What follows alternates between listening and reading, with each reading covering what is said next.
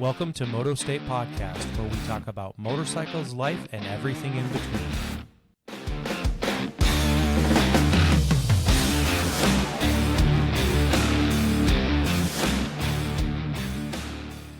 Whatever. He has it. Yeah. Would he have it set up for gaming down there, or what? Dude, I don't know what he's got going on down there. It's like a fucking music studio. I mean, there's guitars and drums, and I don't know what all's happening down there. As long as I tell him, as long as we don't get swatted, I'm fine. I just don't want the fucking SWAT team showing up at the house for no reason. Yeah, but not high on the priority list. That's for yeah, sure. Not high on the priority list, man. How old's your son? I got two still at home, 19 and 21. Okay, gotcha. And I have a daughter up by Illinois State getting her master's. Okay. Luke, I don't think your mic's on. Really? Put your tongue on it. Yeah. No, I guess it is. Yeah. Can you not hear me? Yeah, you're gonna have to talk into it. I am talking. I don't know why it was super low. Okay. You got to get your lips real close to the tip. That's the Ryan keeps saying that to me, but we're not even recording when he says it. It's really weird. I don't know. Then there's evidence. Yeah. There's no reason to have evidence. I mean, there's already enough of that these days. You can't get away with shit. That's all right. True enough. Dude, that little scam I told you about. Yeah. So it was in the article. It was the lead article of our local newspaper on Monday. So apparently they've hit people in our area to the tune of $500,000 already. What are they? Holy shit! What's the threat? Yeah. So here's how it worked for me. When they called me, and I'm just gonna put this out there to the podcasting world so they understand and have a little context what we're talking about here. I last week was hit up for this scam, and how it worked for me is that somehow they spoofed a phone. So when it called me, it showed up as a, what do you call it? Oh, the caller ID said Grand Forks County Sheriff. So like where I'm from, that's what it showed up on the phone. So they were posing it as a sheriff's office is what they were doing. And for me, it was highly effective because basically they told me that I had missed a federal grand jury. And so there was a federal bench warrant out for my arrest and a contempt of court warrant. So I had two warrants. Here's where it got me is because I actually got a letter in the last 90 days that I was selected to serve on a federal grand jury. But I received a phone call and a notification that had settled and I didn't need to show up. So I was thinking I actually did miss like a grand jury appointment. And so, anyway, the whole thing they said that because I missed federal grand jury, that there was a warrant issued for my arrest and, I needed to get it taken care of. And so then, they go into the whole, this is a HIPAA situation because of, everything's confidential because it's a federal case and you have to keep everything confidential and you're going to have to pay this bench warrant before you can show up to the sheriff's office and they can verify that you indeed received this certified letter that I signed, right? The whole thing is a scam. The whole thing from top to bottom is a scam, but they had me at hello. I mean, they keep How much money did they want? They keep you on the phone. They said both of the bench warrants were $7,500 a piece. So basically, they were trying to get me to give them as much money as I had. $14,000, $15,000. Yep. They could have come and picked my ass up. Yep. I'll be waiting at the fucking front door. Yeah. Well, here's where they had me convinced, Tony. And this is what I didn't know is that they said that if I showed up on the property, I'd be arrested. I'd be remanded to a federal institution, and I would be there until until You're gonna my send your ass arraignment to until Guantanamo Bay. exactly. Like I'm like I can't be having this happen. So anyway, they had me all the way until they wanted me to put money into a Bitcoin machine, and then I Dude. yeah. I was gonna say, would they want Apple gift cards? Yeah, No, We no, need no. 15 grand in Yeah. Apple gift cards. Yeah, no. Yeah. Well, but $100 increments. this Yeah. is a crazy thing. So their scam, they have a couple of different ones that they're running. One of them is for some sort of gift card situation, and the other one is this warrant through these Bitcoin things. But man, it's working for them. They've hit up the people up here for $500,000, so it's working for them. Jesus Christ. And they said that the from what I understand, the FBI in the area up here has it narrowed down to a prison in Georgia. So some sort of prison in Georgia is where the scam's being run from. Well, it's good they're getting reformed in prison and Yeah. and not getting. And they have in any access to further cell trouble. phones and yeah. can make And can- Bitcoin. and Google and Bitcoin machines Yeah. and everything else. Yeah, right. Jeez, that's Jesus. wild. So yeah, and Well, I'm the- glad they didn't get you. yeah. Well, and when I did talk to the actual police, the funny thing is he said that the way it works with Bitcoin now is that once the money's in the Bitcoin machine, it goes to a third party, and there is federal laws that protect that Bitcoin money right now. And so they're trying to work on legislation because he goes, we could walk up to that Bitcoin machine with a crowbar, we could pry it open and get your cash out of it, but I can't give it to you. He said because it belongs to a third party. So he said, it's SOL. But if I went to a pawn shop and I bought gold with it, they could go back to the pawn shop and take my money back Get from your the money pawn back. shop, and the pawn Yeah. shop would be out of that gold. So, because there's laws about that, pawn shops have a higher rate of liability, and so they're trying to get these Bitcoin machines changed so that they can get the cash That's why they back ask for out of gift them. cards. Yeah, there's that's why there's they no ask for gift recourse cards too. Yep. whatsoever. Yep. Yeah. We need Apple gift cards, $15,000 worth. Yep. Immediately. When I was running bank branches years ago, I had a couple clients older clients actually get taken for that. Like one was 17 grand, one was about $8,000 or $9,000. Yeah. But it was wild. It's They fucking crazy. Called them, they're calling for Microsoft because their computer had been hacked, and next thing you know, they're log into your bank account, make sure everything's okay, and then next thing you know, I get an email clean. every 2 days about some iCloud account that doesn't Mhm. exist. Mhm. Payment's been declined. If you don't pay it in a week, you're going to lose all your info. I've lost my info for the last 8 months. Yeah, I hope But they you're keep okay. sending the email. You know what I mean? Yeah, it's funny. Well, everybody, welcome well. back to the Moto State Podcast. In case you're wondering or you haven't heard already, yes, there is 3 people here, and we have a guest tonight on our podcast. Some of you may know him, some of you may not, but we have Tony Cox with us tonight. So welcome to the Moto State Podcast, Tony. Thanks, guys. I'm a little rusty. I haven't done this for a minute, so you're going to have to bear with me a little bit. Well, I mean, it happens. I mean, you get old, you get Yeah. rusty, shit We'll starts make to sag a we'll make little fun bit. of you, but it's all right. That's fine. I can take it. Yeah, no, it's between the cold weather and I'm a little slow right now.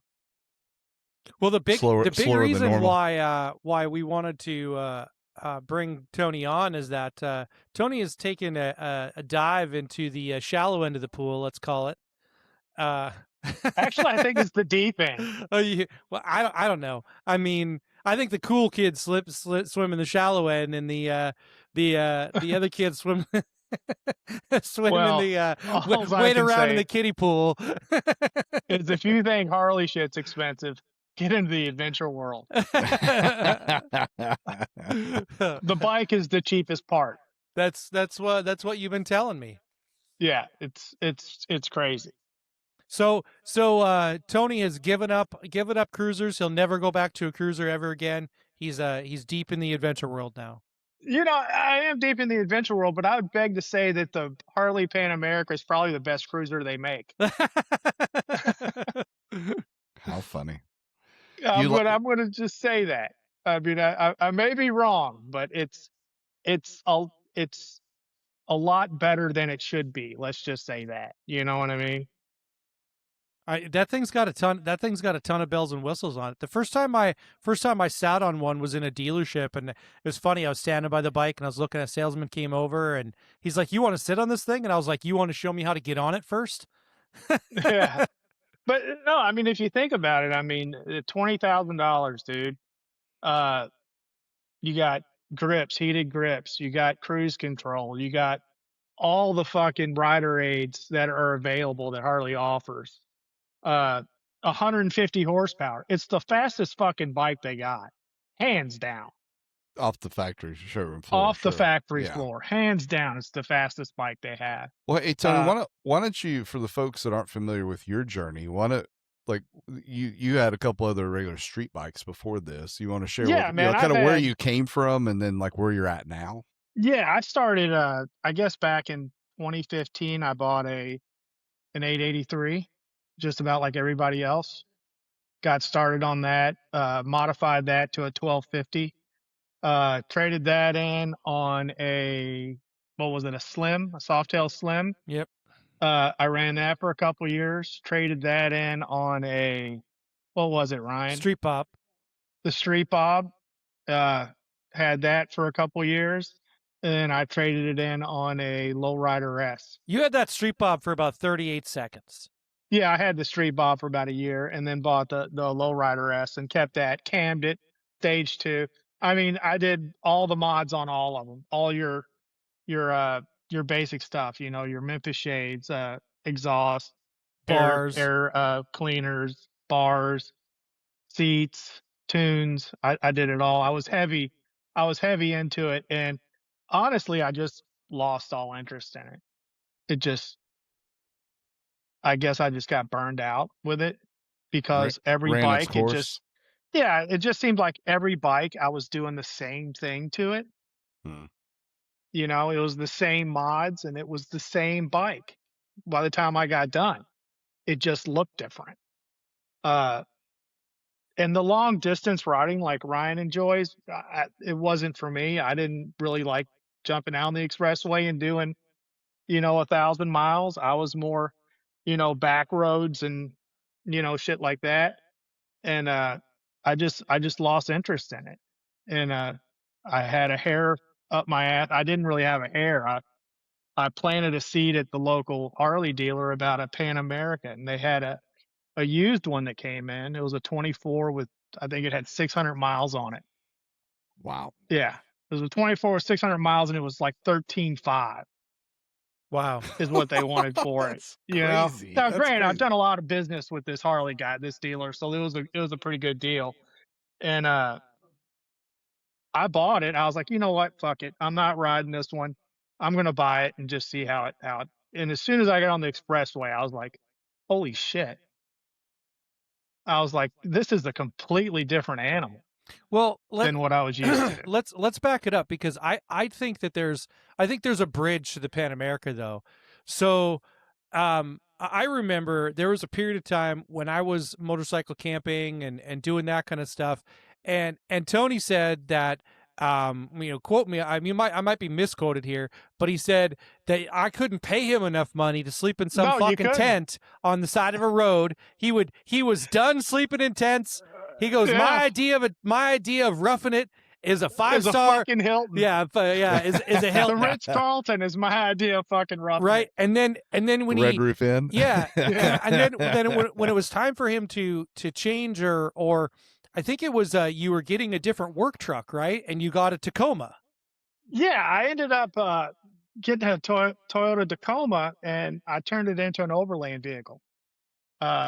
Rooftop tent.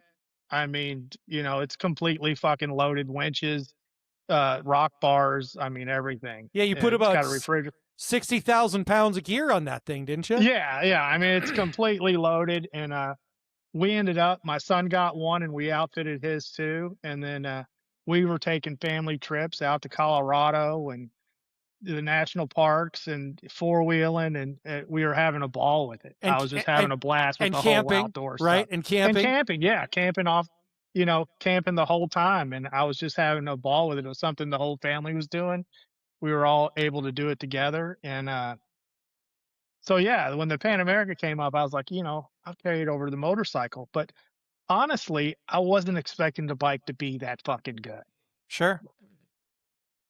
But It really is that good. do you think that overlanding was the bridge for you to think about Oh yeah, ADV like yeah, situation?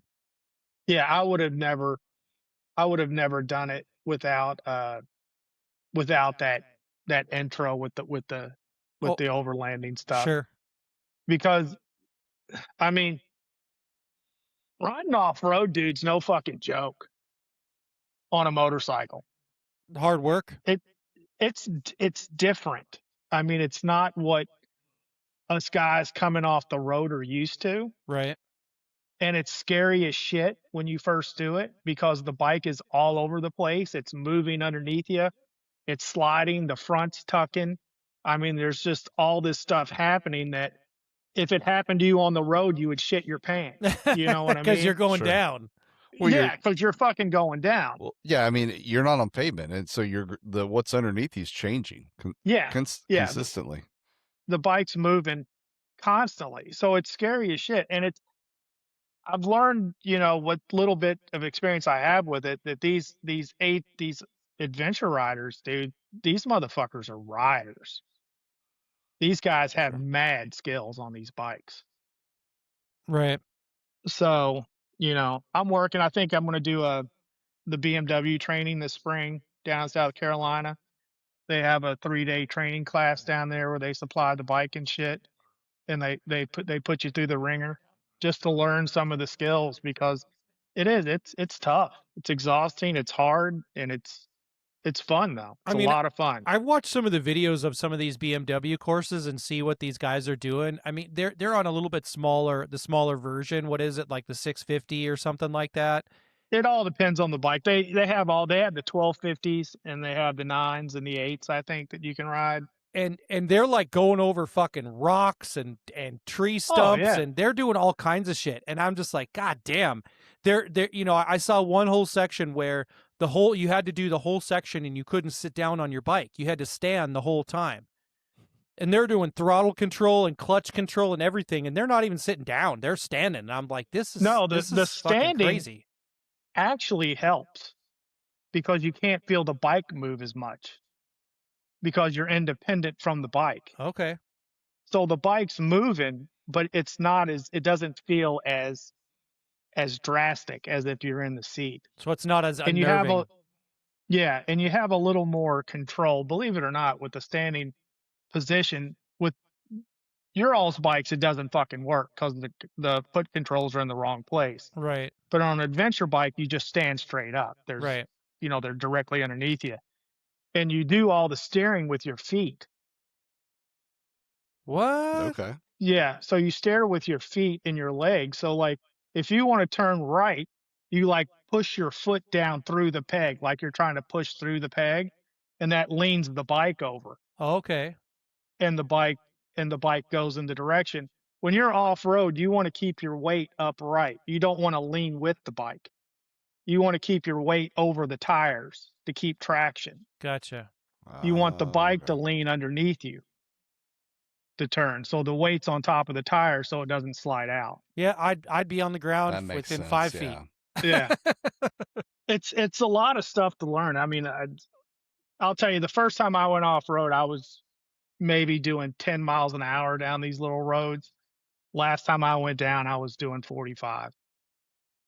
You know, just hauling ass. Just So That's you awesome. got the Pan America. You took it out on the expressway, and you were like, "Holy shit, this is the best Harley that they make." But that bike's it's the still best Harley I've ever had. that bike's still I mean, pretty hands down. that bike's still pretty big for you though. So then what was the next Dude, what was they're the next all step? big. So I got that one, and the thing is, that one off road is a big motorcycle. Right. It'll do it, but it's a big motorcycle. It's a more of a touring motorcycle, adventure touring motorcycle. So to complement that one, I bought a Yamaha.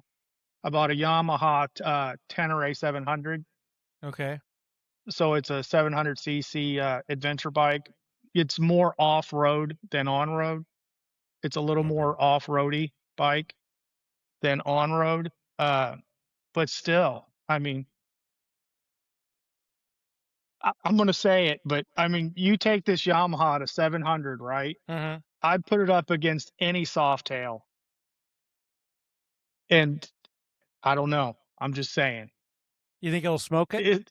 I think it will, dude. Well, how light I've is had that a bike? few of them, and I think it will. I think How light is that 700? it's 480 pounds. Sure. So So yeah, it's 480 pounds. It's still a little bit heavy, but it's 80 something horsepower.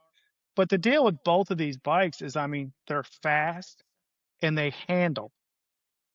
They handle better than any cruiser. I mean, they're almost sport bikey to an extent. Well, they Not really full blown sport bike, but I mean they handle fantastic. They have a lot more travel though too, right?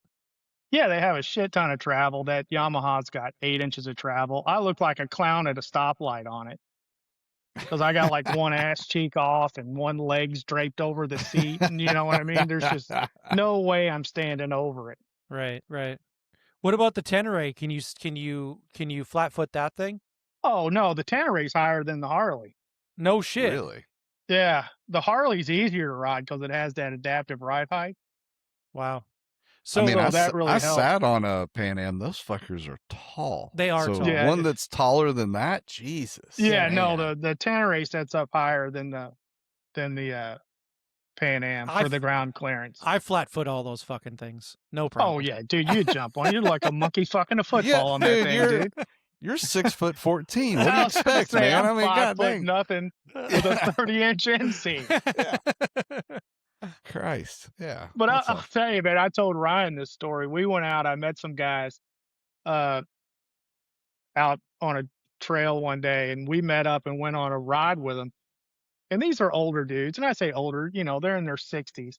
And this one guy was on a 300, a CRF 300 with fucking knobbies. And this other dude was on a 500 with knobbies. And I was on a Pan Am. And my nephew Jay was on a 1300 BMW. And Phil was with us, Brian, and he was on a 900 BMW. And those two guys fucking blew our dicks in the dirt. I mean, we lost sight of them. And they were older guys, weren't they? They were older dudes on fucking 3 and 500s with full knobbies on the road. And here I am on a fucking Pan America, 150 horsepower, got a 1300 fucking BMW and an 800 BMW, and these guys fucking lost sight. And I mean, me and Jay tapped out, and then Phil, and Phil's a pretty spirited rider. Yeah. He called me like 30 minutes later, and he goes, "Dude, I had to tap." He goes, "I couldn't keep up with him." God damn. Well, I mean, smaller bikes, easier to lug around. I mean, it just goes to show everybody, in the Harley world, everybody is bigger, bigger, bigger, bigger. Right. And not necessarily bigger is faster. Right. Right. But no, those guys fucking blew us away, dude. I knew I was in trouble when the fucker pulled out on a wheelie. I was like, I'm in trouble here. Do they are those small bikes like that? Are they all chain driven too? Yeah. Are they? They're all chain driven. Okay. Yeah, I imagine the chain's not that big of a deal. I imagine all those off-road ones are chain driven, aren't they? Yeah. Except for the big 1300, they're shaft drive. Okay. Gotcha. The BMWs are shaft drive, but most of them all are chain driven, and they're really not. It's not that big of a deal. Sure. To fuck with them, it is a little more. It's maintenance. You don't have to maintain a belt, or a shaft. Well, you got to maintain your shaft, but Yeah, that goes without saying. I mean, that goes without saying. Can't ignore that too long. You can't. You really can't. If you don't use it, you lose it. Yeah, so, gets to be a problem once you get to a certain age. Yeah, no, but I'm having a lot of fun with it, man, and it's fun. So I mean, for real though, when you and I were talking about it before, you were saying that, I mean, you had essentially your lowrider S was sitting in your garage. You weren't riding anymore. No, and wasn't riding at all. And you got into this. I mean, did the Pan America itself just like spark you right away, or Dude, the Pan America sparked me right away? Okay. I got on the expressway and fucking hit it, and I was like, "Oh my god." I was like, "This fucking bike is crazy." And then I got in the back roads, and I was like, "Why does this bike handle it? It shouldn't handle this good." You know what I mean? Yeah. Sure. Everything about it was just great. Right. It's a great motorcycle. I think people are sleeping on it. You know, it had some gremlins. It's still got some gremlins. I'm not gonna say I trust it 100% yet, Right. because there's still some, you know, electrical shit going on. But dude, it's a bad motorcycle. The the It's a serious bike. the thing I noticed when I rode it the first time is that I thought it was like, I mean, even though the seat, you have to get used to the riding position because it's different. Yeah. But the first thing I noticed was that it was like riding in like in like a 70s Cadillac. Remember when those big Oh Cadillacs, yeah. they're like 14 and a half feet long, and you'd go over a bump and it would just bounce like slowly. You know what I mean? But you didn't drifting, feel right? You anything. just drifted. Yeah. Yeah, that's what it felt like when I rode a Pan Am. I was like, Jesus Christ, I just hit a huge bump and I didn't feel a thing. Like it was didn't feel it? no, it was Okay. so comfortable. The suspension was so cushiony that it was just so fun to ride. And yeah, I had a ball when I rode one, and I rode one in about the worst situation you could, you know, riding to a friend's prayer service. And it was still so great to ride. They're a lot of fun, dude. It's a you got to learn to ride it though. It loves the high RPMs. Yeah. It lives in a place that Harleys don't exist. Yep. Yep. So you're over like 5,000 RPMs. That's where it likes to live. Yeah. That's where it's really spicy, is up there. Where's So where's the red line on that thing? it's like 8,500 or Yeah. 9. I'd say 8,500, I think. Yeah. Yeah. So, but it likes to live in those high RPMs. That's where it gets really, it's almost two strokey. You know what I Sure. mean? How two Sounds stroke like it. jumps. Yeah. Yeah. It likes those high RPMs. So you got to learn, you know, when I first started riding it, I was like, man, you know, I felt weird having it revved up so high because, you know, we don't do that. Right. You know, we shift it, what, 4,500, Yeah. you know, and to Sure. be cruising along in 65, you know, it's like, God damn, Right. some bitch is tight. But It's gonna blow just- up. yeah, no, they all love those high RPMs, all those, you know, even the Tenere does. That was the one thing that was really hard the first time I rode it to get used to, because I was banging through the gears, and the guy I was Yeah. riding with, he comes on the comms, he's like, "What are you doing?" And he was like, "You're shifting way too soon." He's like, Way too soon. he was like, "Rev that thing out," and I was like, "What do you mean?" He's like, "Rev it out." He goes, "Wind that motor out as high as it'll go," and I was like, Yeah. "Okay." So same thing, like I wound it out, and I was like, "Jesus Christ, I'm gonna blow this fucking thing up." And it's just something that you're just not used to. Yeah, it's the whole thing is all, you know, it's just different. Yeah. You know, My even though it's biggest motorcycling, it's different. complaint of the whole thing is I found the dash, the control board, or whatever you want to call it, the infotainment screen or whatever it is. Yeah. I found it hard to read when the sun was completely up. Yeah, so they had an update on that now, so you can change it. So you can- instead of okay. the black background, Yeah. you can turn it white. Okay. So Okay. you have more contrast, so it's easier to see. Okay, yeah, because I was riding one of the first couple year versions of Yeah. that bike, and so if that's how they do it in the newer, now is that a software upgrade? So if you have an Yeah, older dude, what's bike, really cool about them though is like when Harley releases these software updates, yeah, you just download it on your computer, you put it on a thumb drive, and you go plug it in the bike. well, fuck, No shit. Yeah, you just plug it into the fucking drive on the bike, and upload the new software. So do I you get bet like all- I a bet all those new notification models from are like Harley that. then? Yeah. Wow, that's awesome. So yeah, you get new software updates. You just put it on a thumb drive, walk down there, and you plug it in the USB port, and That's a way to go Voila. right there. yeah. So how many times have you dropped it? Oh, fucking 30.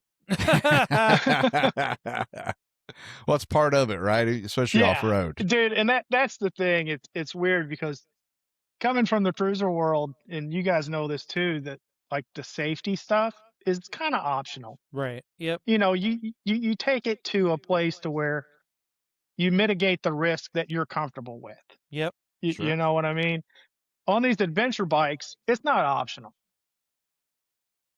You have to wear this shit Right. because it's not, you know, if you're falling down, it's how many times you're going to fall down today. Right. Right. Every You time, know what I basically. mean? You got to plan for every time, every ride. Yeah. Yeah. So, like those, the boots that everybody makes fun of, they go up to your knees. Those are a fucking must because when you fall, the bike falls on you. Oh, sure. Sure. Or if you're on a trail and a limb or something catches your foot and twists your foot around, that boot Oh. keeps you from breaking your ankles. Yeah. Okay. That makes sense. And then when you're like putting your foot down, you're not rolling your ankle. There's no way to roll your ankle trying to hold the bike up. Right. So it's all that stuff is necessary stuff. The hip pads, the knee pads, and elbows, and With those boots that go you all the know way up like that, do you walk like you have a stick up your ass then? oh, just like a stick up your ass, dude. I mean, they're ungodly uncomfortable, and I mean, and they're really not uncomfortable, but it's very weird because you can't feel anything, Oh, sure. uh, because the boot is the platform. So really, your pegs should look like a fucking pencil, and when you're standing up on those pegs, it feels like a floorboard because the actual boot is the board. There's no flex in it. Okay. Gotcha. So hard as a So rock. yeah, it's like a rock. So when you shift gears and use brakes, you can't feel anything. Oh, okay. How long did it take you to get used to that? Forever, dude. I bet. Forever. Yeah. It's a As a matter different of kind fact, of it feel, was right? Or yeah, lack at first I thereof. was like, I bought them and I was like, fuck these things. I'll risk it because I can't feel them. Right. And then I just kept working them in and working them in. And now it's like, I don't even notice it anymore. It's fine. Well, it's kind of But at like first you said before when you're talking about safety gear. Like, I don't remember. My heated gear had hip pads and knee pads and stuff, and that's the first fucking yeah, thing that went. I took those things out and fucking threw them away.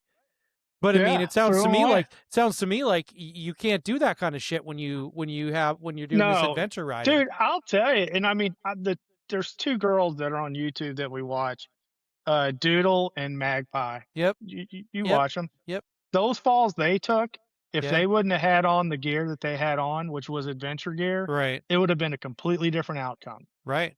Right. Mm, Yeah. that's crazy. Yeah. Yeah. I mean, I mean, this stuff. Doodle's knee was fucked up. It was really Yeah. fucked up. And I mean those pants, I mean, everything's super expensive, but they're made out of this material that's like 5 times more abrasion resistant than leather. Right. Whoa. Yeah. I mean, it's like a Kevlar weave. They call it super fabric. Yeah. And Well, truly, like pay for what you get, right? yeah, you really do. You pay for what you get. And it's the shit's expensive, but I mean, I ride around in jeans almost all the time, and I've been really seriously considering getting a pair of the Tobacco Moto wear because yeah. though I mean they're like $340 for a pair of jeans, but they showed in the video they fucking drag a guy around in a parking lot behind a Sportster wearing those jeans, and he's just holding on to like a ski rope, and they're dragging his ass all over the parking lot. He stands up, and the jeans are completely intact. Yeah, Mm. they're in good. And a lot of these companies like, Moscow Moto and Climb and a lot of these guys that make this ultra premium shit, if you go down and you destroy the garment, they'll Hmm. give you a new one for free. Well, I mean, but you're paying $1,250 for a pair of pants, aren't you? Yeah, I mean a fucking pair of pants is, $900. You know Right. what I mean? But Wow.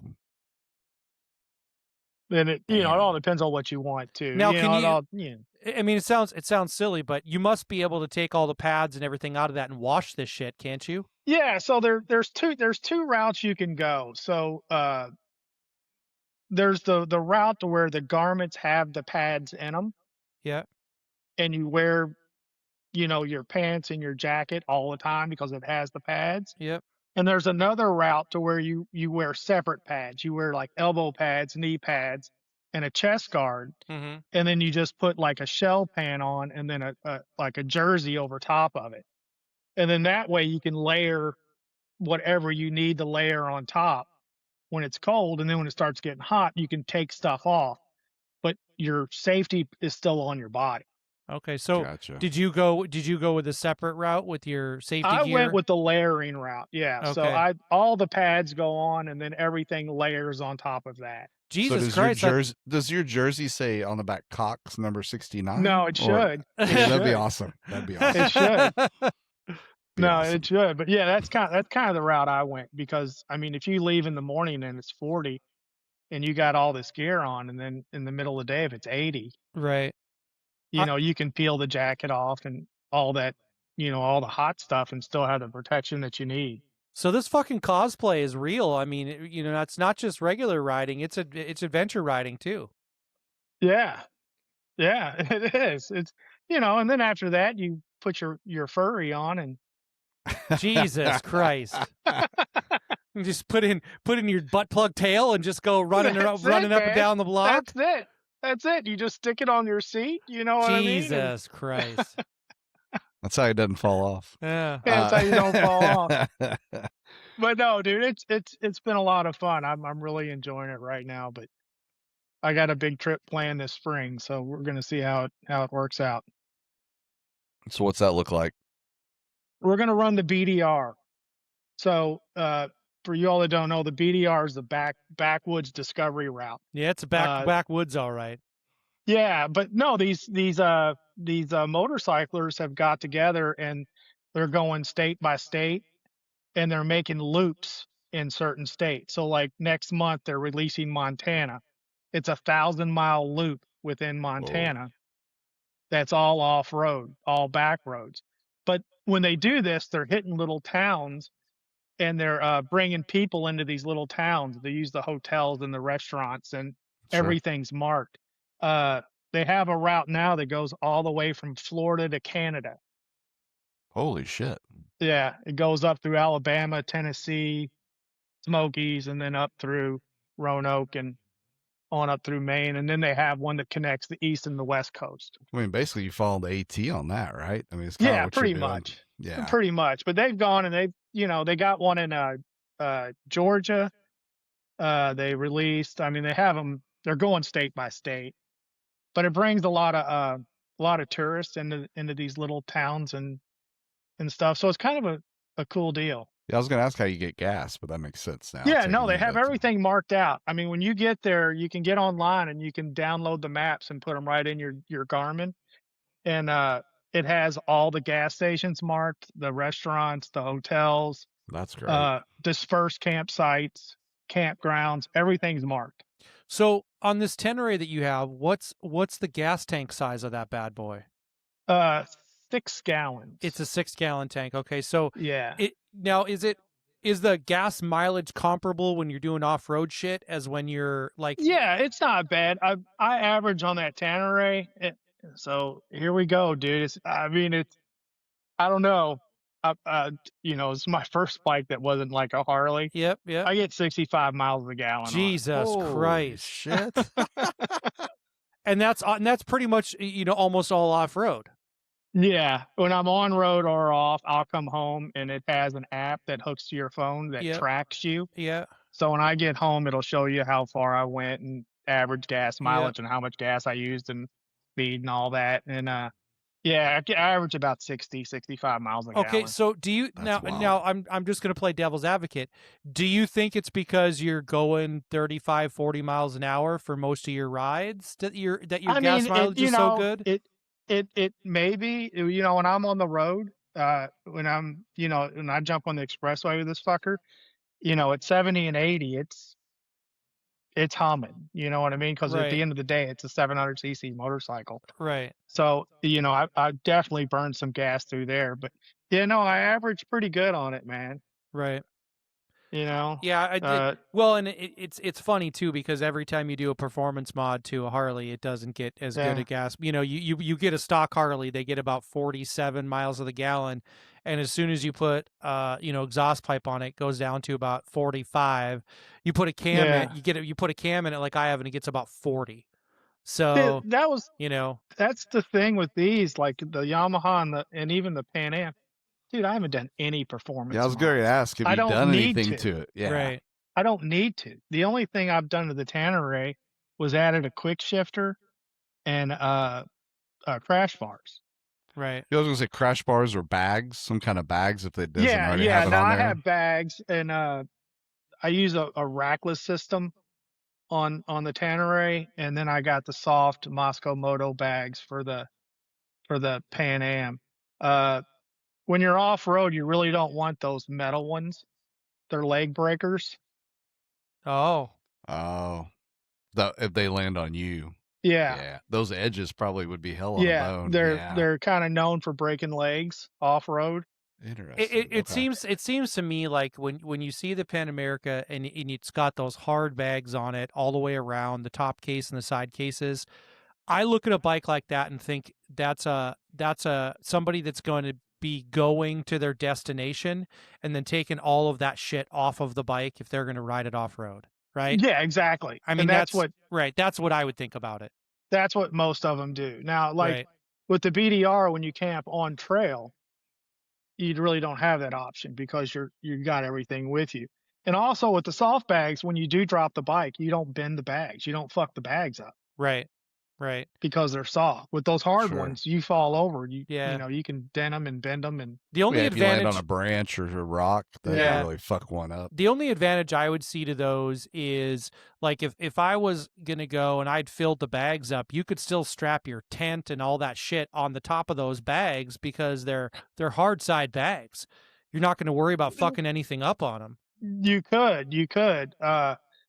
I've really dove into this fucking moto camping shit, dude. Yeah. So I'm just saying. Well, I was gonna ask, like, so Yeah. what's your camp setup for this? So my whole kit, dude, everything included with the bags, I'm 34 pounds. Because No you buy shit. because you can buy everything that's like basically made for a backpack, right?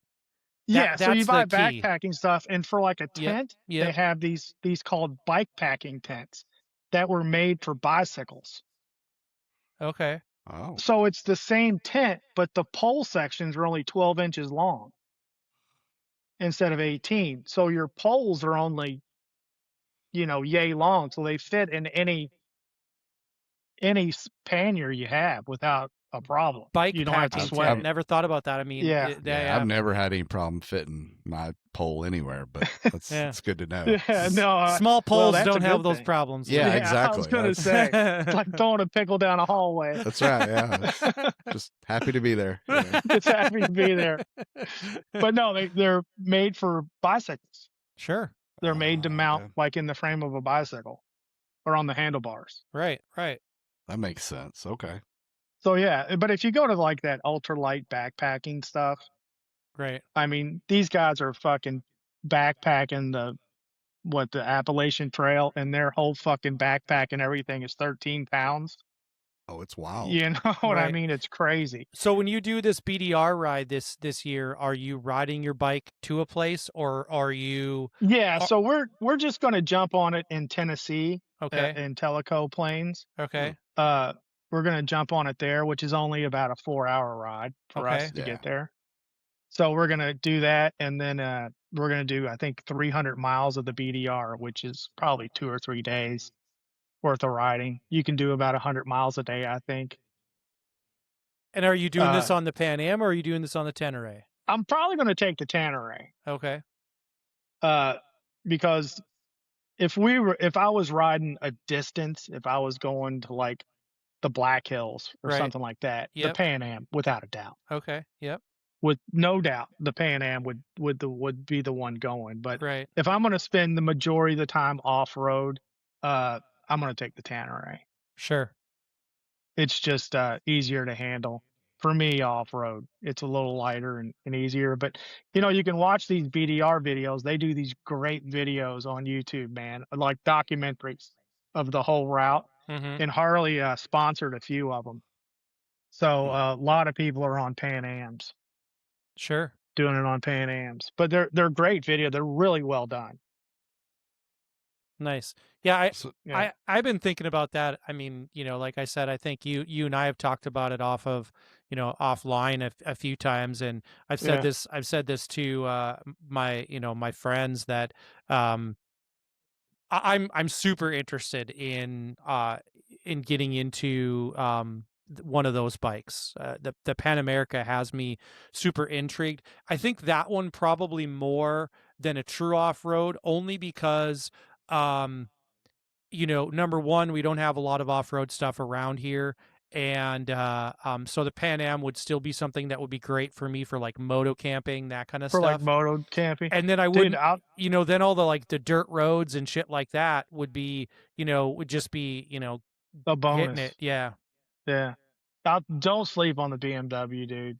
Look at it. If you're looking at a Pan Am, you really need to look at the BMW too. It's a serious motorcycle. It's the gold standard for that type of bike. Right. I would be more, I'd be more apt to think that I could probably get a better deal on a used Pan America than a used BMW. Well, like that link I sent you last week. Yeah, Luke sent me a link on last week, and I was like, if you buy it, I'll trade you my FXR in my garage straight up. Dude, I'll tell you what, you can go out today with $5,500 and buy a brand new KLR 650 that'll take you across the fucking country and back. Yeah. You won't go very fast on it, but it'll do it. You won't go very fast, but I'll tell you what, you can put fucking Crisco in the fucking oil if you run out. Yeah. And you can run that motherfucker on diesel if you need to. Yeah. I mean, that's how tough it is. And I mean, you could ride that thing across the country and back. They're like Forrest Gump running across the country. They just don't stop, man. It is. Yeah. Well, and if they don't stop. I think I'm almost positive there's a video out there from Fortnite, and he takes a KLR 650 and throws it in a fucking lake. Yeah. And then he pulls it out of the lake. He disassembles it, drains all of the fluid, puts it all back together, puts oil and gas in it, and drives it away. Throws it in a fucking lake. And it's just, a beast. Yeah. They just released a new one. They a KLE 500 twin. Yeah. So it's a twin cylinder instead of the thumper the 650 is. Yeah. And a little bit more tech, same price. Wow. Yeah. But I mean, if you want to get in the adventure world, that's a fucking bike to do it. Dude, there's steals to be had out there right now too. I was telling Bob, fucking Facebook Marketplace. The only thing Facebook's good for is Marketplace. I went on there. I saw a Lowrider S, a 2022 or 2022 Lowrider S, 650 miles for $13,000. Yep. Boom. Somebody bought it, never rode it. 650 miles. Not even that fucking thing's not even broken in. No, completely. It's not. Completely if that was bone an stock. ST, it'd probably be 16.5. Completely bone stock. This was not even fucked with. Still had not even fucked. Exhaust pipe, still stock exhaust, everything, not fucked with at all. I was like, Jesus Christ, dude. I'm looking nuts. At the route through Tennessee, their southeast route, but looking through like where you talk about Teleco plains. Man, that looks like a lot of fun. Holy shit! I mean, I know these roads well. Growing up there, holy man, that's gonna be. Or know the area, I should say. And that's going to be a lot of fun. Yeah, no, we were supposed to do it this spring, and I had some health stuff happen right before we were supposed to go, so I wasn't able to go. But we're definitely going to do it this spring. So you're gonna pack all your food and everything on your bike, dude? Not really. I'm gonna, because the way they have it planned out on these routes, we're just gonna stop the day of and pick whatever food up we need for that night. But you're camping. You're not staying in hotels. Yeah, no. Usually, what my thing is, I've learned with the camping thing, dude. 2 nights camping, and then I hotel on the 3rd night. Okay. Because if not, you're gonna need a putty knife to get your ass apart. Sure. You know what I mean? Yeah, you need to shower. On the 3rd night. Okay, but see that's the thing. Sleep. Like when I camp, I'm camping in a place where there's campground showers, and I do use them. No, these will be like dispersed campgrounds, campsites. Oh, so you're camping in a place where there's just going to be a porta potty to shit in. No, there's nothing. Oh, I mean, it's literally you just got to dig a hole. You just got to dig a hole and shit in the woods. So these campsites are like literally just little pull-offs on the side of the trail Man, fuck that.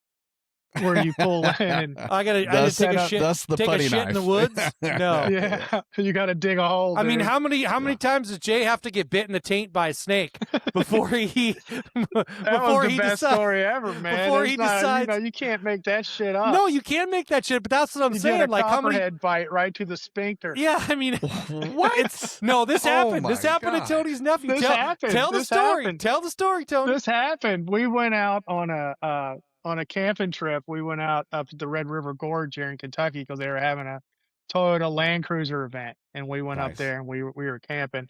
And my nephew Jay got up in the middle of the night, like 3 o'clock, and went to take shit in the woods and took a copperhead bite right to the fucking sphincter, dude. And the thing was, he was hopped up on cheap vodka, so he didn't really realize he got bit. So like the next morning he wakes up and he's like, man, fucking something bit me on the ass. He goes, I don't know what's going on. And I was like, you're fine, dude. You got a fucking runaway hemorrhoid. You know what I mean? I was like, you're good.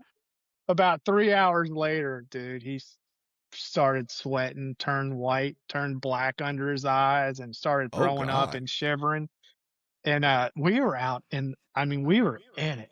I mean, we were deep in the fucking four-wheeling, in the gorge. And I was like, I'm an hour just to get out of this where we were, to crawl out of this place. And Holy by the time shit. we got out and we got into the hospital, man, he was fucked up bad. But yeah, he went downhill really quick. But yeah, he took it right to the ass. Just think, a Holy nurse has shit. got to check out your undercarriage. You get bit by a snake, a nurse has Dude, got to check I you out told there. him, I was like, if you would have had to rely on me to suck the poison out, You'd be dead. you wouldn't have made it, man. You've been writing his eulogy. Yeah. Yeah, you wouldn't have made it. I was like, oh man, some bitch hit you right on the ring. God damn. Wow. So how did y'all? Did you throw them on the back of the bike and? No, we Full man. were in the trucks. We were Oh, you were four-wheeling in in trucks. the trucks. Yeah. Okay. And the next day we were out four-wheeling. They take Yeah. we get back in there, and he just went downhill really quick. And I was like, shit, man, we got to get out of here. And I Damn. mean, it did. It took us about 45 minutes to get out, to get back on a main road. But yeah, it was interesting because, That's you know, scary. yeah, he got hopped up on vodka and went out there and sat on a copperhead is what he did. Luckily, it didn't hit him on the sack. Jesus. Jesus. But That's but wild. I mean, here's the deal. Not only does it make a good story, but it makes a good story for the guy that got bit in the O-ring to tell. Yeah. Because when you get to tell that story, you can embellish it as much as you want. Oh, That yeah. thing was a copperhead before you know it. It was a fucking king cobra. Oh, dude. Damn anaconda. Yeah. Just a fucking. Wrapped around my neck and bit me right in the asshole. I mean, he had a better shot of winning the lottery. Right. Shitting Oh, on a absolutely. snake, you Yeah. know what I mean? Does he now when he goes out to take a shit, is he kicking the dirt around and everything Oh, behind dude, him? he's completely snake proof now. I mean, he's been literally snake bit. So I mean, he's a nervous wreck. He wears one of those "oops, I crap my pants" and just takes it off He and throws does. it away, doesn't he? I'll tell you, man. Fuck the snakes. We were out in the Smoky Mountain National Park this summer. The fucking bears. Oh no. Oh yeah. The fucking bears there, dude, are no joke. Yep. Besides that, what really would get to me is you guys are going to camping, you're roughing it in some of these places.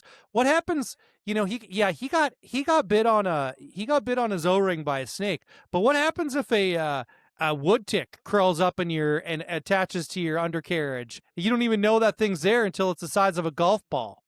That's a wholly different situation. I mean, Yeah. I'm not having it. I'm not having that No, fucking dude. wood tick business all climbing up in my the junk. wood ticks and the bears. The bears had me sketched out because, they tell you to do all this shit, you know what I mean, to keep Yeah. all the food locked in the car or Yep. put away and all. And then you're laying in the tent in the middle of the night, and I'm like, man, I got this fucking roll of certs in my pocket. I was like, is this a fucking problem? I was like, Yeah, I was like, God damn, but Well, I forgot okay. about these certs. You know what So, I mean? like, I carry a 9mm. How many times would I have to shoot a bear with a 9mm before it Dude, I Yeah. bought a 10 die? just for these trips. A Okay. 10 Did ya? millimeter. Yeah. Yeah. Because I think Because I have that'll stop a bear. I have 15 in one. If I unloaded 15 Yeah. shots into a bear, I think You might it'd just piss die. him off. Fuck. You might just piss him off. Yeah, you Depending better. on the bear. Well, you wear Yeah. if you use one of those hollow points, that blows a pretty large hole in some shit. But Dude, we it's gonna take a lot of 9mm bullets to take. That's it. what- yeah, that's we're I'm at this saying. one campground, and I asked the guy, the ranger, I was like, dude, you got any bears in here? And he goes, we just got rid of one. He goes, we caught him. He was 500 pounds. Jesus. We relocated him off because he was pushing over the dumpsters. When I'm talking dumpster, I'm talking that big The big one, motherfucker yeah. that the Jesus. trucks pick up. No. He was pushing those over and digging in them. And God I was damn. like, well, I won't be staying here tonight. Yeah, fuck this. We're going to be moving on down the road. Yeah. I mean, When I was a snake bite is the least of your worries if all of a sudden a bear's knocking on your front door of your Yeah, camp. no, dude, when we first went, we got a cabin for the first night. Everybody met up. So we got an Airbnb to get everything straight. Jennifer, my wife, got out of the truck, went up to the fucking porch. I was getting out of the car, and a fucking bear walked up right between me and her and looked at me in my fucking truck, was standing at the front of my truck, Good Lord. and just stood there and was like, what are y'all doing? Yep. And Tony's like, right now, I'm shitting myself. That's all right. I didn't even know what to do. I mean, I was just like fucking like locked. I couldn't believe it. God And damn. some bitch just turned around and moseyed right between two other cabins and walked away. I Did was Jennifer like, get her "God ass in damn." the Did Jennifer get her ass in Oh, the cabin dude, I quick? looked up at her and she goes, I can't fucking do the code. I can't. She was trying to get the code in. See, it's funny to hear this because growing up, we'd go up to like Cades Cove in the Smokies, like Yeah. all the time. We get up there and we stay all day, and we would, We you did know, Cades Cove. yeah, we did all that, and with multiple families would be up there. We're running around playing in the creeks and all that, and here comes a bear, mama bear, and some cubs, and everyone just got out of the way, and you just went back to doing what you're doing. And I remember I had an uncle who was getting married for the second time, and he was broke. They were broke as a joke, so they got married some little chapel up in the mountains, and the reception was at Cades Cove because it was free. We just brought barbecue, whatever. We got everything set up. They're getting ready. Everyone's getting ready to leave the ceremony, and here comes like 3 bears out of the fucking woods, ate all the goddamn food. I was little. My dad scooped me up because they came in pretty fast, pretty heavy because of the food. There was a big spread of food. They're right? everywhere, dude. Dude, my dad on a run scooped me up one arm, like under the armpits, and just never missed stride. We jumped in the car, and they fucking tore up some food, and went to take a nap and a shit. I guess I don't know, but that was it. It was wild. Yeah. It was so No, fun. 'cause that one campground with the bear was Elkmont. Okay, yeah. Yeah, it was at Elkmont was where they captured that big one, and I was like, well, we're going to be Shit. moving on down to Cherokee here. That's right. Yeah. So, that's Tony, funny. if you're so you're saying that you're probably never going back to cruisers. Would that be a fair statement? Not right now. Do you think I'm not. Do you think this is going to elongate your ability to ride? Because I feel like there's a window. Like, I mean, because you kind of have to like be in shape, and how many times are you going to fall before you're going to break a hip, dude? Yeah, I mean, I don't know, dude. That's the thing. It's a mitigation thing. So like those BDRs, they're pretty mellow. Okay. I think there's a couple of them that are a little sketchy. I think the Idaho one they say is pretty hard. Okay. But most of them are fairly, gravel roads, dirt roads. Really not a lot of, Not super technical. not super technical stuff. I think that on the southeast up there, there's one Witt Road. It's in section 6 going through Texas or going through Tennessee. And there's a water crossing there that takes everybody out. It's the famous Witt Road water crossing. So I don't know, but so yeah, Well, I don't know, man. Maybe it doesn't necessarily extend your riding, but it it rekindles that fire to ride again. It rekindles the fire, and I, I I'm a better rider now than I ever was with just 6 months on this thing. Well, you have to be, right? Yeah. The just the stuff, the learning stuff, just the stuff that I've listened to and saw. Once when I do these trainings, I'm pretty, I think my confidence levels are even going to go higher than it is. Definitely will be, because I still don't have, when shit starts getting too fuzzy, I don't have the confidence to really, do it. You know what I mean? Sure. Because like the first time I was out with Phil, we went on this one road, and I mean, it was a gravel road and it got really steep. And at that time, I didn't know that you were supposed to turn off your ABS when you're off road. Oh, yeah. Because it got steep. And then when you apply the brakes, it feels that it's slipping. So you become a runaway train because your brakes won't lock up. Right. So you can't lose stop. your brakes. Yeah. Yeah, you lose your brakes. So I'm fucking barreling down this hill, and I didn't know what to do at this point. I was like, well, my brakes aren't working. Should I stand up? Because they say you should stand up when you're in trouble. Or should I sit down? Should I pull the clutch in? Should I not pull the clutch in? I didn't know what the fuck to do. Well, you should downshift, Tony. You're going downhill, downshift. You're just sliding. I mean, that was the thing. There was nothing. Yeah. I had no brakes. I had nothing. I was just a fucking runaway train going down this thing. But yeah, you kind of. So yeah, I'm anxious to do the training. But yeah, we'll see. We'll see how it goes. It's been a lot of fun now, and it might just be that it's just different, because everything, even though it's on two wheels, everything's different. All the gear's different. The mods are different. You get into the whole tire selection. Tires are really important on what you're running. So yeah, it's just. Well, you're building. You said when we started was you kept building the same bike. Yeah, I did. You're definitely not doing that now. No. Well, it's become about riding instead of building and modding. It's become about riding. It's about going out and actually riding the motorcycle. Yeah. And pushing yourself. And I think that's the thing, because when you're off road, you can push the bike more, I feel, than you can on road. Because when I'm on road, I'm always afraid of like cars. Sure. And people pulling out in front of me and things like that. When you're off road, all that distraction's gone. Right. You don't have that distraction. It's you, the motorcycle, and what's in front of you. That's all you have to worry about. Sure. So, and you can concentrate on that, right? Where you're not, you concentrate there's a pothole, there's a truck, there's a car, there's whatever else. All that noise is gone. Yeah, that makes sense. The only thing that you have is what's around you and your bike, and feeling what the bike is doing underneath you, and figuring out, what line you're going to take. And, it's a completely different.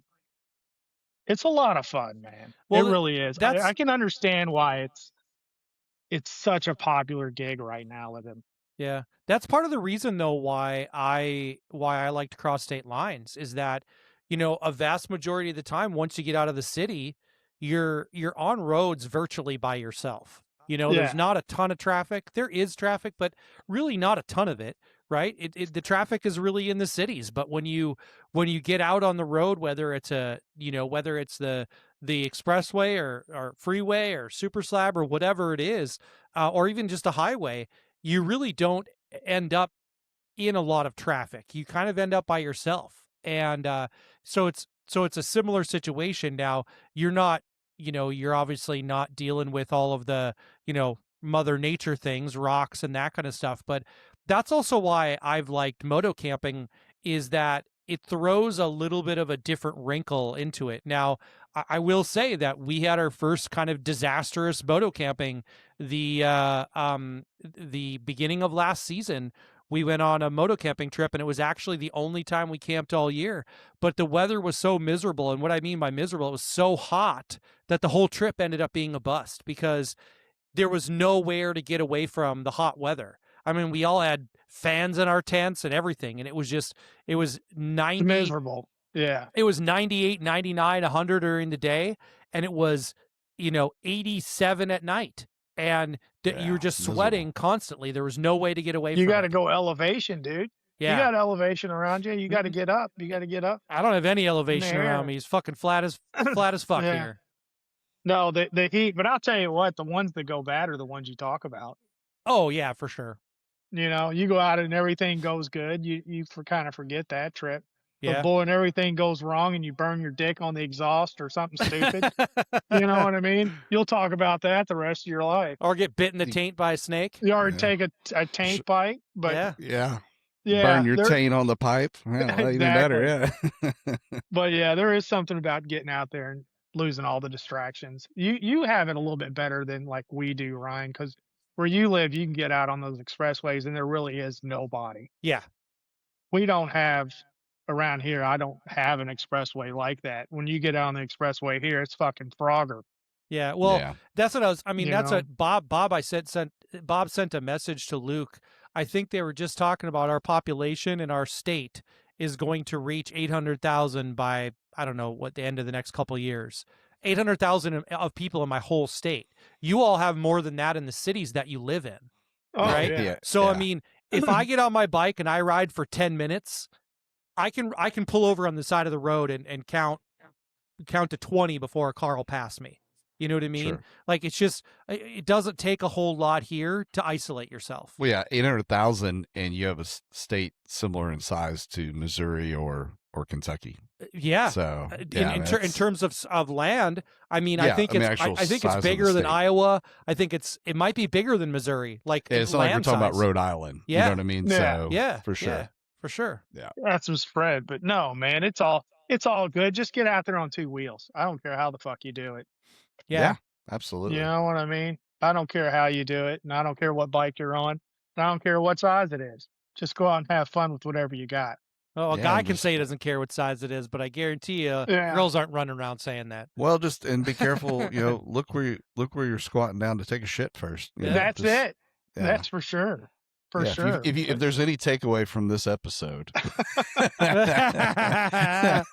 but yeah, it's been definitely a transition, but I've had a lot of fun doing it. It's cost me a shit ton of money, but I've had a lot of fun doing it. I think the other thing that really blew my mind was when Tony was riding a Harley, I couldn't get him to ride anything below 60 degrees and anything above 80 degrees. Dude wasn't riding his bike. I know for sure. He texted me the other day, and it was fucking 30-something. Wasn't it, Tony? Dude, I'm out in fucking below 30 and fucking in the rain. See? No fucking way. He wasn't doing any of that shit before. But I'll tell you what, it's completely different when you have the fucking proper gear on. Yeah.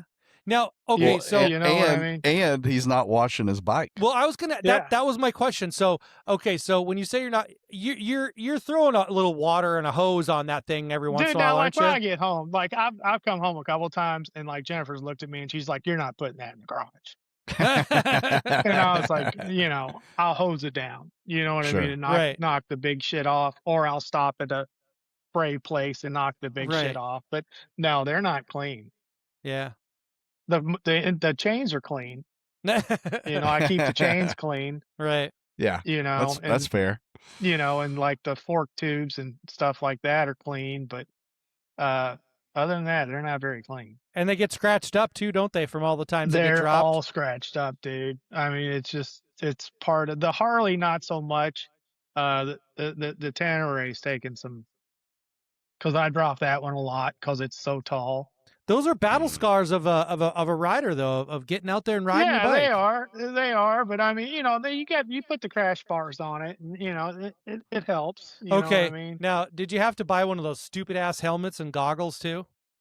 No, I did buy a helmet that came with goggles if you wanted to use the goggles. Okay. And the whole theory behind those is, here's the deal: when you're off road, you're not going very fast, so it gets hot in the helmet.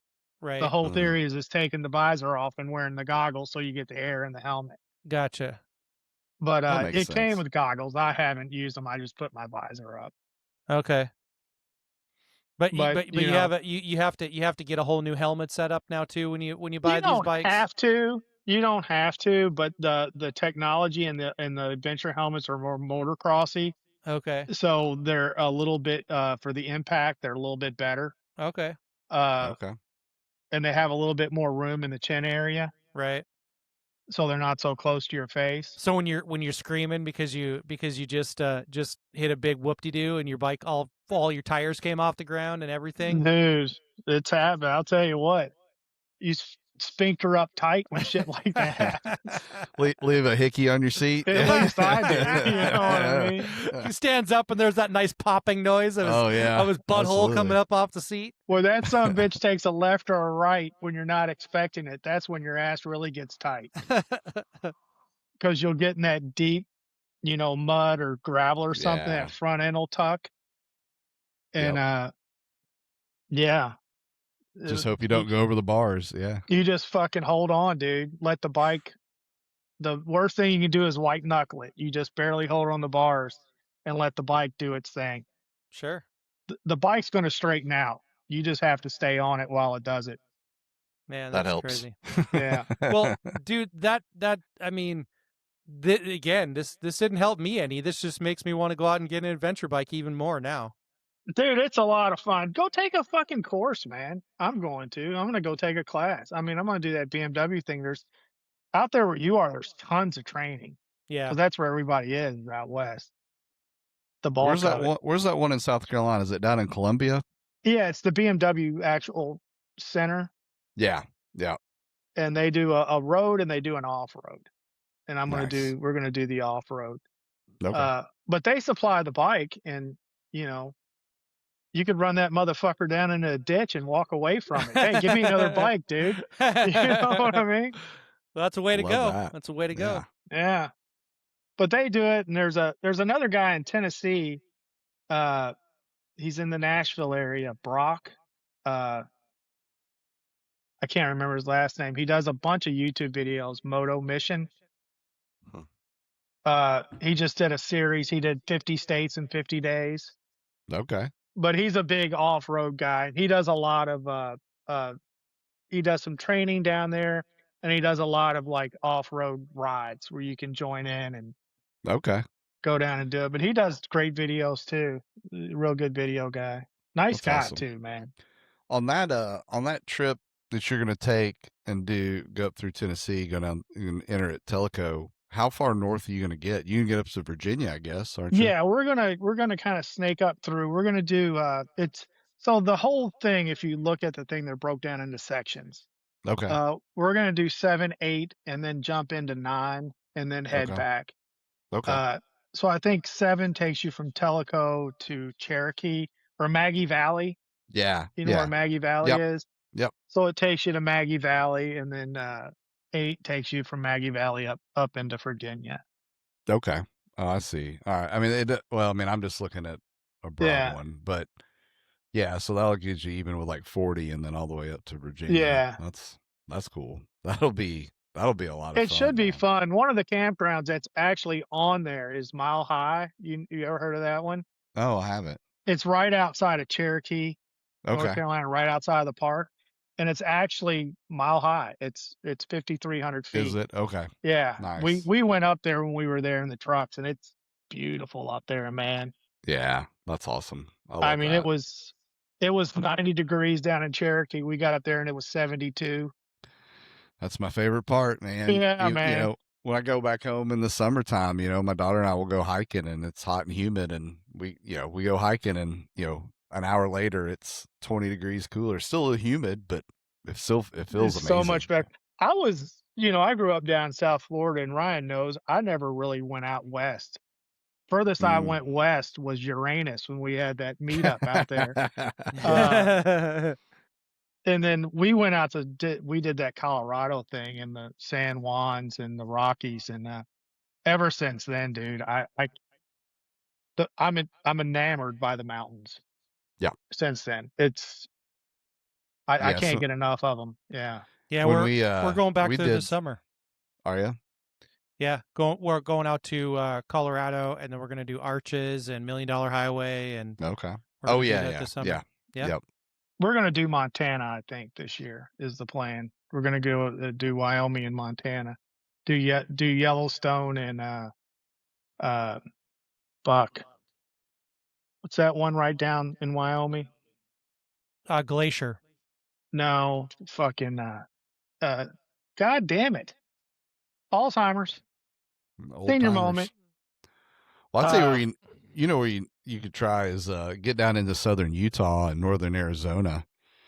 There's some really great, great. We were really places down close there. to Moab. Okay, so even 'cause further south than that. Yeah, we were out in Ouray, Telluride. Yeah. All those areas in Colorado. Man, But you get down to like near oh my gosh, just went blank. But I know, dude. What's up with that shit? Bryce Canyon and all that down there. Man, it's beautiful down there. And I imagine I've done a bunch of four-wheeling and side-by-side riding down through there. So The I'm Grand sure Tetons. Oh, the Tetons. Yeah. The Tetons. Yeah. Yeah. Gotcha. Yeah, I would say next time you head out west, if you can, like Grand Canyon and go north into Utah. My son wants to go Bryce. to Utah really bad.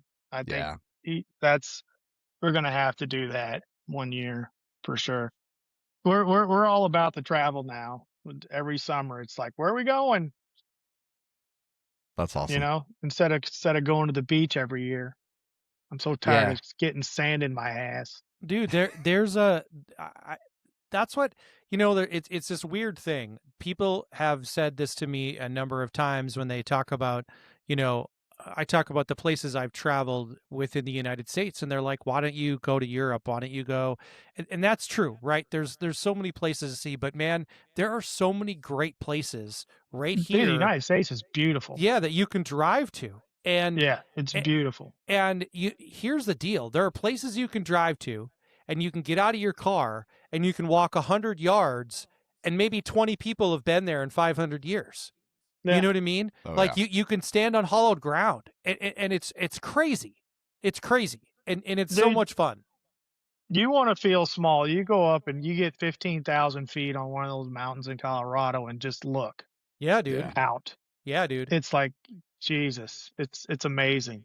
Now driving through Kansas is like fucking hitting your nuts with the ball peen hammer. It's awful. Yeah. But once when you get through there, you're good to go. Yeah, 2 years ago, Nick and Bob and I went out to the Colorado area, and we were riding through Wyoming, and we got to the spot where there was nothing. There was no cars. It was just a road. We could see two storms that were converging, and we pulled over to put our rain gear on, and we got back on our bikes, and we started riding, and lightning literally struck the ground probably 50 yards off the road. So all our hair stood up on our arms. That's how close it was. Bob and Nick were cussing their helmets. And I said at that very moment, I said, I was overwhelmed with the beauty and the isolation of Wyoming. Even though my state is very isolating, it's nothing like Wyoming. And I said I was so overwhelmed by that it made me feel small. And just small, like not just small, insignificant small. You know what I mean? And yeah, you can get out in the world and see it. And if you get out on two wheels, man, your perspective changes. It's a different experience. I'll tell you what, you're getting old when you want to like go to all the national parks. Yeah. That's right. I want to go to the national parks. Doesn't that sound cool? Yeah, dude. We're actually talking about we need to buy a park pass this year because the Smokies are free. The places we're going, yeah. I think it's the only free one. You just got to get a parking pass. Yeah, Smokies. That's all. But yeah, no, it's like, I want to go to all the national parks. God damn it. Yeah, well, if you got to go through the Badlands at some point, Tony. So where are you at on trailer, and Ryan? Are you ready to trailer at all? Man, we've talked about that. We're actually looking at this point, thinking about the potential of trailering, and really the reason why is we have to get, we have to go 700, 800, 900, 1,000 miles just about by this point before we're at some place that we haven't been before, and there's only like 4 ways out of North Dakota. We've been on all those roads 200 times. And so, and we would like to be able to, there's lots of places, like we even talked about if we came down to Kentucky to ride with you or even just hang out with you if we threw our bikes in a trailer, we could drive down there in one day, ride 2 days, and drive back one day, and only use a 4-day weekend, and still spend 2 days with you guys. Exactly. You know, where I was at is like, say I wanted to do this Montana BDR, right? Yeah. It's 1,600 miles there, and then Yeah. it's 1,000 miles to do it, Yeah. and then 16 back. It's Yeah. like, if I want to enjoy that 1,000, I think I need a trailer there. Yep. Yep. You know what I mean? Because Yep. by the time you get there, you're burned up. Yeah. Well, and that's what I said too, and I was telling Bob this. I said, you know what? I don't have shit to prove to anybody anymore. I've done all it. I've done those 1,000-mile days. I've done those 800, 900 miles. You know, I've done 4-5 days in a row, 650 miles back to back to back to back to back. Right? I'm, you know, honestly, and I love to ride like that, but I'm over it. I'm over the idea of thinking I have to prove something to someone. You know what I mean? To do it. I want to be able to enjoy the places I'm riding to without being so fucking beat up by the time I get there that the riding is no fun. Exactly. And you know me, I do really well with peer pressure. Yeah, I cave in all the time. Yeah, fuck. Yeah, fuck you. Good luck. Good luck with that. Right. No, I think we're thinking, because the other thing that a trailer would provide for us too is, and this is one thing that Bob and I talked about, you know, we could buy one of those giant igloo coolers or whatever, whatever fucking fancy cooler.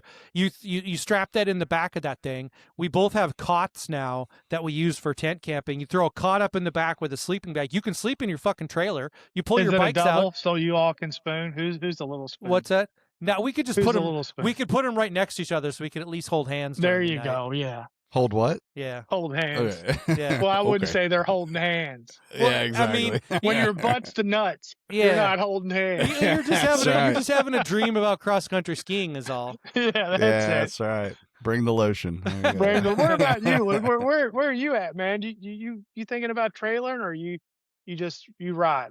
Riding. Yeah. You're riding. Yep. He says, "Fuck you all in your trailers. I'm riding." I'll get there when I'm that old. But Oh shit! Oh, look at that. Oh shit! Okay. I'll get there All when I'm right. that old. I'll take that. yeah. No, Well, I'm you'll- ready to ride. You'll get Let's do there. it. Oh, I there's no doubt. There is no doubt. When But you get off not that motorcycle and you got hemorrhoids that look like a stem of grapes, that's you'll right. be like, "Man, I should have Well, trailed."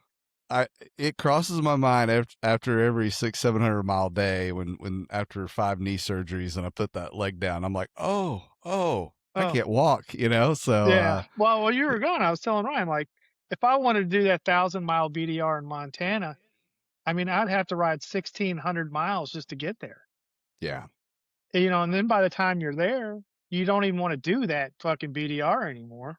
Well, and to make I it can't imagine. right, to make You it worth know? it, Tony, you're gonna have to ride 650 a day. It'd take you 3 days to get out there and 3 days to get home. Yeah, So I mean, at that point, you're already at a 2-week vacation, and you've only ridden. I know. And that's the problem with a lot of these trips Yeah. that we're doing is that Yeah. you need a minimum of 14 days because your travel time is so big Yeah.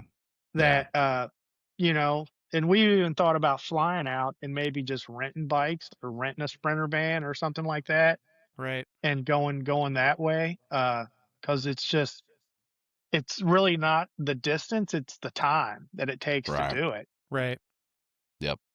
Well, and it really depends on your, you know, the way that people can travel too. If you're doing it with your family, I'm sure your wife's not trying to be in the car for 18 hours a day. Either. No, we're not. And that's the thing. We're max day when we're in the car is 12 hours. Right. And that's max. That's Right. all. By the end of 12 hours, we're almost divorced and, you know, things are Yeah. going south and, you know, it's Right. just, It it's not worth it. smells a little funny in the car at that point. Everything's funny. You know what I mean? Right.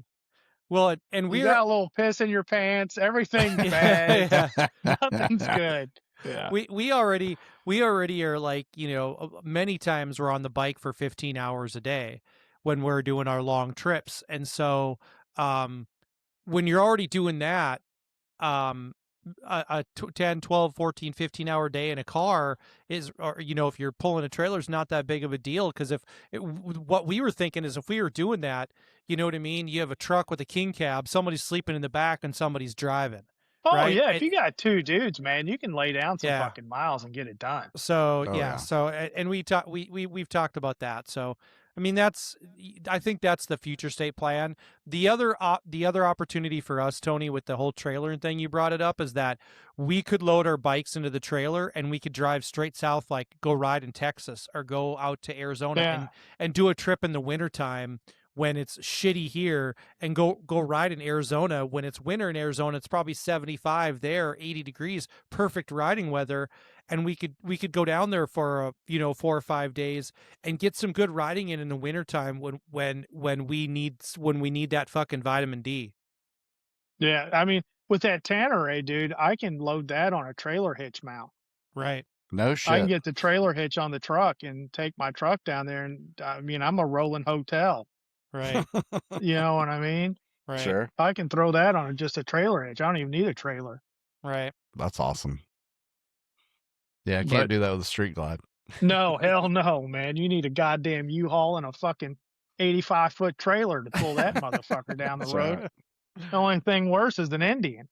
Well, I was 1 about to hour ask and you what you thought 25 of. minutes. Yeah, I was about to ask you what you thought of that Only new thing Indian worse is a release. fucking Indian. There it is. Looks Fucking like Chief Pound a Butt riding that thing. Oh, I can't believe Yeah. it took this long. Yeah, Damn, well, that's there we go. impressive. We really weren't in the Indian world. We kind of Yeah. left it. Indian doesn't do any off-road bikes, man. They don't do any bikes at all. I will say that I do not care for their new throwback bike that they just released. Dude, that's the dumbest fucking thing I've ever seen in my life. That fender's awful. They're terrible. And that Yeah. might be the styling that they had, but they went Sure. out of business for a reason. That's right. Yeah. That's all I'm saying. It So was you cool may not back want to bring then. that back. Yeah, it was cool back then. Doesn't mean Yeah. it's cool now. Yeah, so, it's just not No, my I jam. think Harley with their retro stuff, they did a great job with it. But Yeah. that Indian, fuck those motherfuckers, man. Do you Jesus. you like the Harley's new Liberty edition, Street Glides and Heritage? Did you see those with the I don't know if I saw those yet. yeah, so they've got, since it's 250th I'm out of the loop. anniversary. I'm out of the loop, Luke. I haven't been You paying that ought to much look those attention. up. You got to look those Yeah. up. Those are pretty awesome. Yeah, it's celebrating America turning 250. So they've got some red, white, and blue badges That and would be eagles, cool. and they did a nice job with it. Harley does do when it comes to the cruisers. I talked to Ryan. Harley is the gold standard. Everything is compared to Harley. When Yep. it comes to cruisers, there's none better.